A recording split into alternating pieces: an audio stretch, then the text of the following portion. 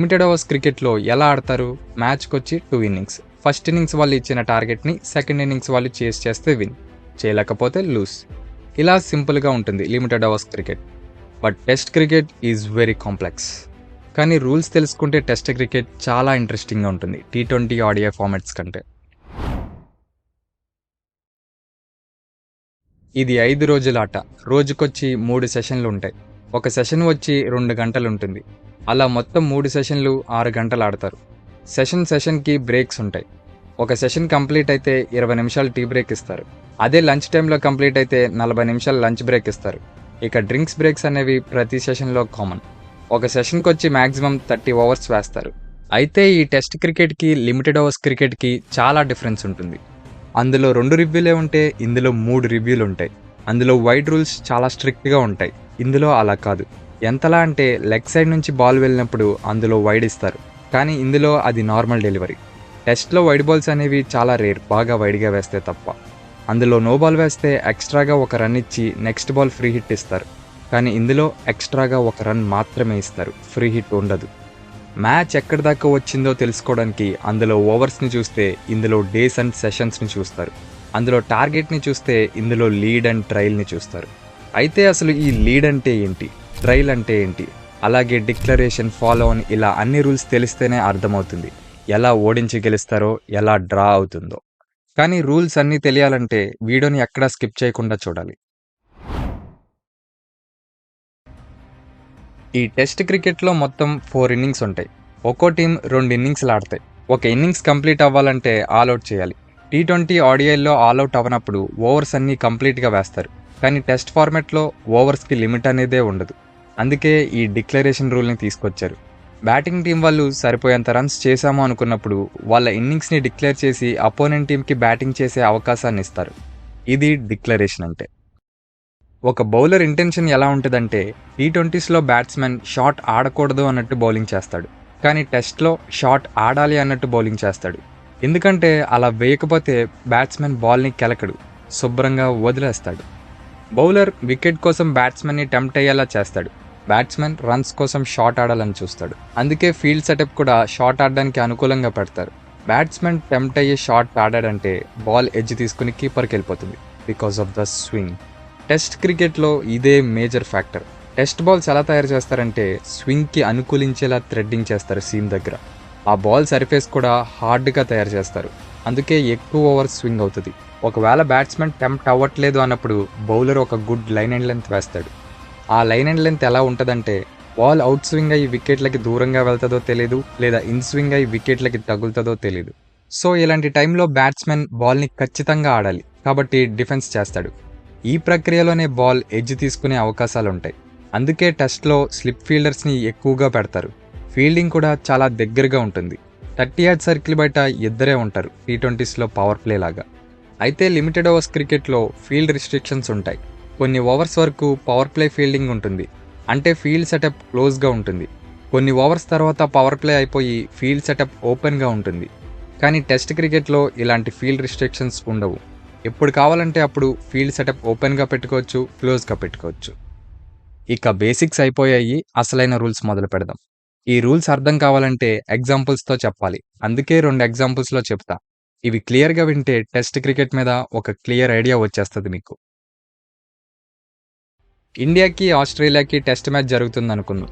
Australia first ఇన్నింగ్స్లో batting చేసి 300 కొట్టింది. ఇప్పుడు ఇండియా సెకండ్ ఇన్నింగ్స్లో 250 మాత్రమే కొట్టింది. నెక్స్ట్ ఆస్ట్రేలియా థర్డ్ ఇన్నింగ్స్ మొదలుపెట్టింది.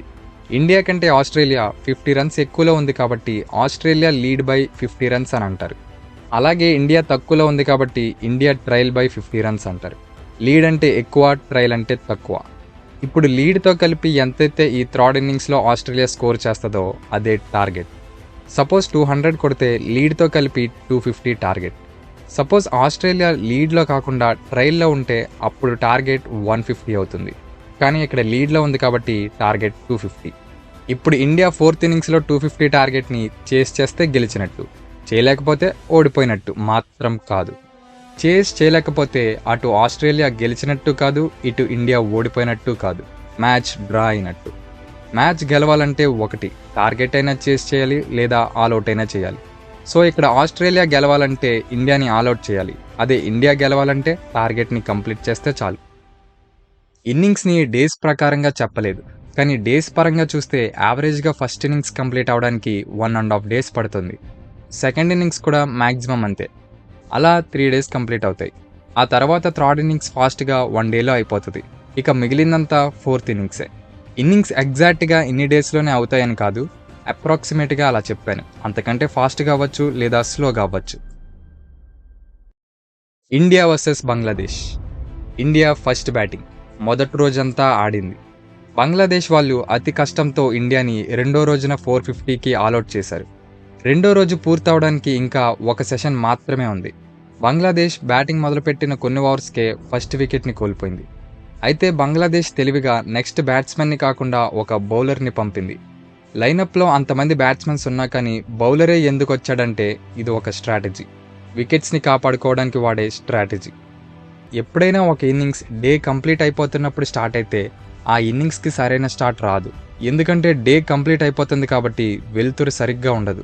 దానివల్ల బాల్ సరిగ్గా కనిపించదు. కాబట్టి వికెట్స్ పడే ఛాన్సెస్ ఎక్కువ ఉంటాయి. ఆ టైంలో వికెట్ పడి ఒక బ్యాట్స్మెన్ని కోల్పోతే మళ్ళీ ఇంకో బ్యాట్స్మెన్ని కోల్పోకూడదని బౌలర్ని పంపిస్తారు. అది కూడా అల్లాటప్ప బౌలర్ని పంపించరు. వికెట్స్ ముందు నిలబడగల సత్తా ఉన్నవాడినే పంపిస్తారు. వాడినే నైట్ వాచ్మెన్ అంటారు. క్రికెట్ చరిత్రలో గొప్ప నైట్ వాచ్మెన్ ఎవరంటే అది ఆస్ట్రేలియన్ బౌలర్ జేసన్ గిలిస్ పైనే గుర్తొస్తాడు. బంగ్లాదేశ్ మీద ఏకంగా 425 బాల్స్ ఆడి 201 రన్స్ చేశాడు నైట్ వాచ్మెన్గా వచ్చి. రెండో రోజు అలా పూర్తవగానే మూడో రోజు సగంలోనే ఇండియా బౌలింగ్కి చేతులెత్తేసి 150కే ఆల్అవుట్ అయిపోయింది బంగ్లాదేశ్. సో ఇక్కడతో 3 డేస్ 2 ఇన్నింగ్స్ కంప్లీట్ అయ్యాయి. చెరో టీం వాళ్ళ ఫస్ట్ ఇన్నింగ్స్ని కంప్లీట్ చేసుకున్నాయి. ఇండియా లీడ్ చూసుకుంటే 300 ఉంది.